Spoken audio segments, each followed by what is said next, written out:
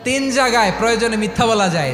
এক নাম্বার, আপনার ওয়াইফকে খুশি করার জন্য, সে একটু এরকম না বলে একটু কৌশল করে বললে খুশি হবে, ওটা বলা যায়। দুই নাম্বার, জীবন মরণের ব্যাপার, যান বাঁচানোর জন্য একটু কৌশল করে ঘুরিয়ে বললেন, এটা জায়েজ। তিন নাম্বার, দুইজন ঝগড়া লাগছে তাদেরকে মিলিয়ে দেওয়ার জন্য কৌশল করে একটু মিথ্যা বলা, ঘুরিয়ে বলা যায়। দুইজনের মধ্যে দেখলেন যে সম্পর্ক খারাপ, একজনরে বললেন, ভাই সে তো ওই দিন আপনার ব্যাপারে অনেক প্রশংসা। কি আমার ব্যাপারে প্রশংসা? কি বললো? এই বললো আপনি নাকি এই করছেন ওই করছেন, অনেক প্রশংসা। লোকটার মন খুশি হয়ে যাবে তার ব্যাপারে, ঠিক কিনা?